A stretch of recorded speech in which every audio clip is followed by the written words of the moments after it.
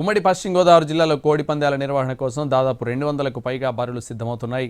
Court ఆంక్షలు ఉండడంతో వైపు పోలీసులు దాడులు కొనసాగిస్తున్నప్పటికీ మరోవైపు పందెం రాయుళ్లు బరుల ఏర్పాట్లలో నిమగ్నమయ్యారు. ఇప్పటికే జిల్లా వ్యాప్తంగా తణుకు, తాడేపల్లిగూడెం, భీమవరం, దెందులూరు, గోపాలపురం, నరసాపురం ప్రాంతాలతో పాటు ఏజెన్సీ ప్రాంతమైన పోలవరంలోనూ భారీ ఎత్తున కోడి పందాలు నిర్వహించేందుకు ఏర్పాట్లు జరుగుతున్నాయి. ఏర్పాట్లు ముందే పూర్తి చేస్తే పోలీసులు వాటిని ధ్వంసం చేసే అవకాశం ఉండడంతో గ్రౌండ్ పనుల వరకు నిర్వాహకులు పూర్తి చేసుకుంటున్నారు. మరిన్ని వివరాలు మా రిపోర్టర్ మల్లికార్జున్ అందిస్తారు.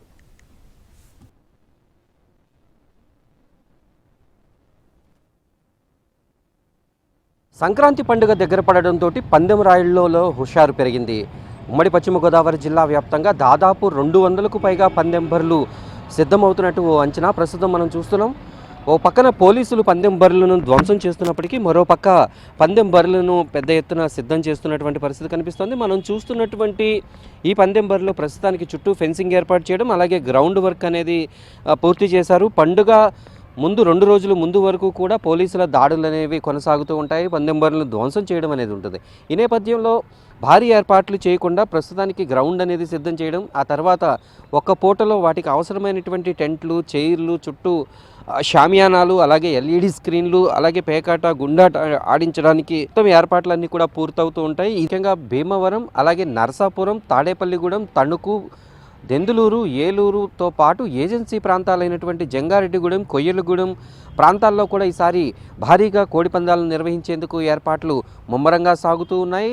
అయితే ఒక పక్క పోలీసుల ఆంక్షలు కొనసాగుతున్నప్పటికీ మరోవైపు పందెం రాయుళ్లు మాత్రం ప్రతి ఏటా 3 రోజుల పాటు జరగబోయేటటువంటి పందాలను యథావిధిగా ఎప్పుడు ఎవరు ఆపరు కాబట్టి వాటిని కొనసాగించేందుకు వాళ్ళు ఏర్పాట్లు అనేవి పూర్తి చేసుకుంటూ వస్తున్నారు. ఈ నేపథ్యంలో ఇప్పటికీ రాష్ట్రాలకు, ఇతర రాష్ట్రాల్లో ఉన్నటువంటి బంధువులు, ఇతర దేశాల్లో ఉన్నటువంటి బంధువులందరికీ కూడా పెద్ద ఎత్తున ఆహ్వానాలను అయితే ఇప్పటికే పందెం రాయుళ్లు పంపించడం జరిగింది. అలాగే వచ్చేటటువంటి అతిథులందరికీ కూడా వసతి ఏర్పాట్లు, విందు, వినోదం అన్ని ఏర్పాట్లు కూడా పూర్తి చేయడం జరిగింది.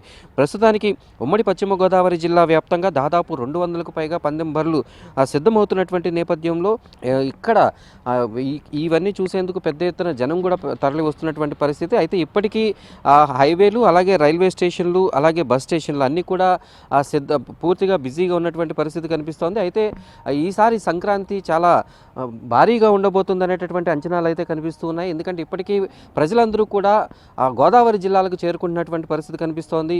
ఇప్పటికీ హైవేల పైన, టోల్ గేట్ల వద్ద కూడా పూర్తిగా ట్రాఫిక్ జామ్ అనేది కనిపిస్తున్నటువంటి పరిస్థితి కనిపిస్తోంది. మొత్తానికి ఉమ్మడి పశ్చిమ గోదావరి జిల్లా వ్యాప్తంగా ఈసారి సంక్రాంతి సంబరాలు భారీగా నిర్వహించేందుకు ఏర్పాట్లు అయితే సాగుతున్నాయనే చెప్పాలి.